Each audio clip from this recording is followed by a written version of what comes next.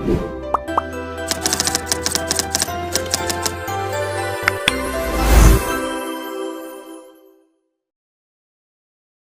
morning and greetings to everyone. Today we will present on the topic the impact of social media on student academic performance.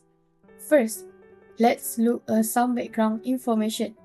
Nowadays, social media platforms like Instagram, TikTok, and Facebook are widely used by students all over the world. Many students often multitask between studying and browsing social media, which can affect their focus. Studies show that excessive use of social media is linked to lower academic performance and poor time management. However, it's not all negative. Some students use social media positively for academic discussion and sharing useful information. Finally, researchers and educators are increasingly concerned about how students can balance social media use with their academic success. Figure 1 shows the percentage distribution of social media usage during class among students in Medina, Saudi Arabia. The data is divided into 5 frequency categories: always, often, sometimes, rarely, and never. The largest group, at 34.4%, consists of students who sometimes use social media during class. This is just over a third of the total respondents and represent the most typically usage pattern. Following closely, 31.9% of students reported using social media rarely, which is slightly less than one-third, indicating that occasional use is very common. In contrast, only 6.1% of students use social media always during class. This is a very small fraction, showing that constant usage is relatively rare. Meanwhile, 30.1% reported using this often, suggesting that regular but not constant use is less common compared to moderate use.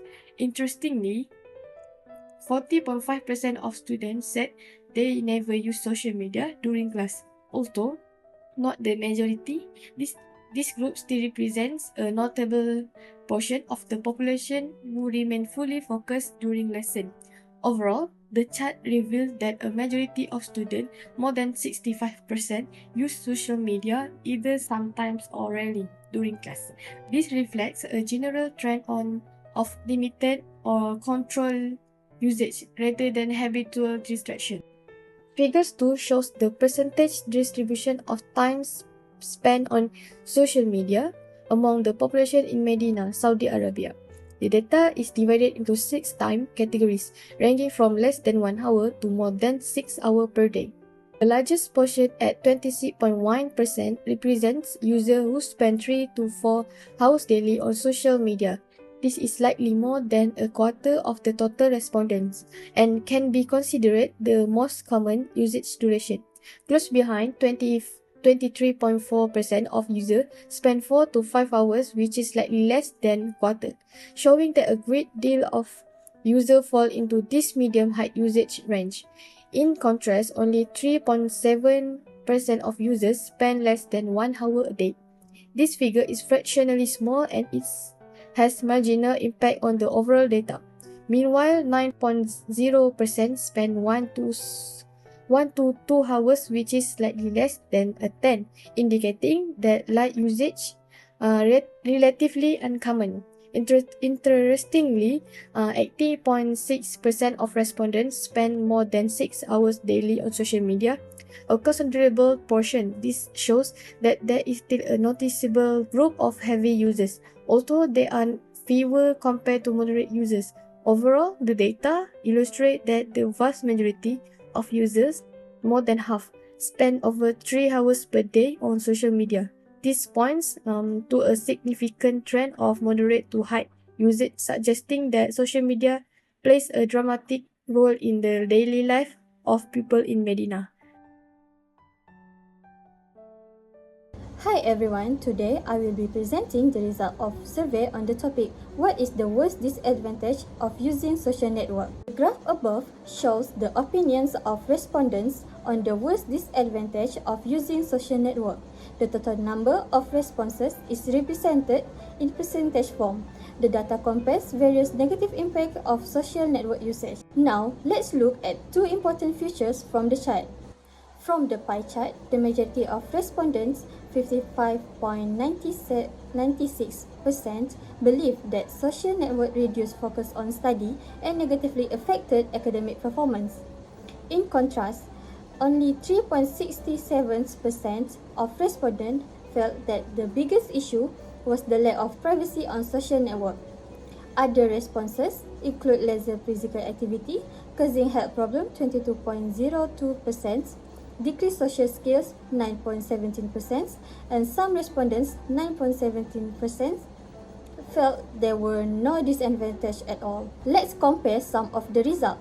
Firstly, the percentage of respondents who choose reduced focus on study was significantly higher than those who choose lack of privacy, 55.96% versus 3.67%.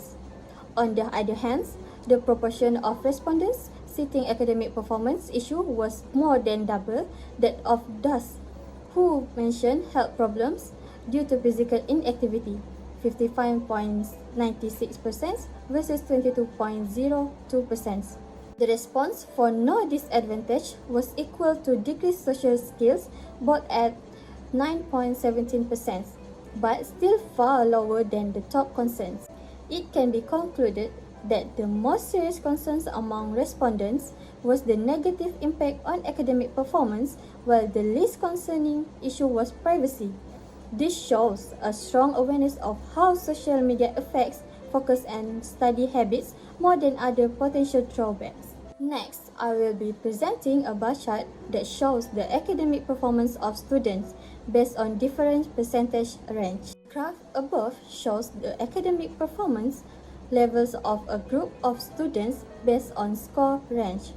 The data is categorized into percentage range and the count of students in each range is displayed. This gives a clear picture of which academic performance bands in the most and least common. From the graph, 61 to 65% range recorded the highest number of students, with around 56 students in the category. The 81 to 85% range had the lowest number of students, with fewer than 5 students. Now, let's compare a few results. First, the number of students scoring 61 to 65% was significantly higher than those in the 76 to 18% range. The number of students in the 66 to 70% category was slightly lower than the 61 to 65% group, but much higher than the 51 to 55% range. The number of students in the 71 to 75% range was more than double the number in the 81 to 85% range. It can be concluded the most students score between 61 to 65%, while the least number of students score 81 to 85%. This suggests that the majority of the group performed in the middle range, with only a small number achieving top scores. So for today, I will present the number 3. I want to explain about line chart analysis. So I have the title time analysis of discussion board participation. So we have a variable x-axis for a month, first month, second month, and fourth month. So we have a y-axis participation percentage, data value, first month 1.42 percentage, second month is 17.14 percentage, third month we have 27.36 percentage, fourth month we have 40.25 percentage.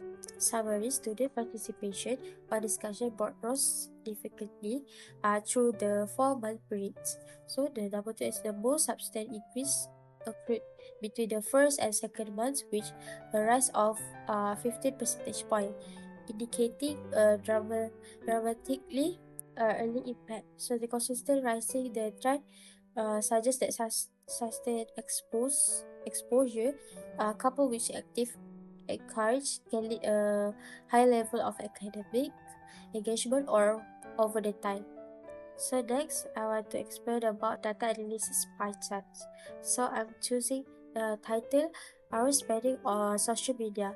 We have a variables which is 0 to 0.5 hours, 0.5 to 1 hours, 1 to 1.5 hours, 1.5 to 2 hours, 2 hours to 2.5 hours, 2.5 to 3 hours, 3 or more hours. So most popular is 2.2 2.5 hours, least popular 0 to 0.5 hours.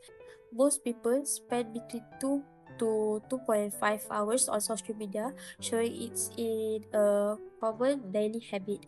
So only 9.56% of use spend less than 30 minutes. Suggestion to quickly use is rare.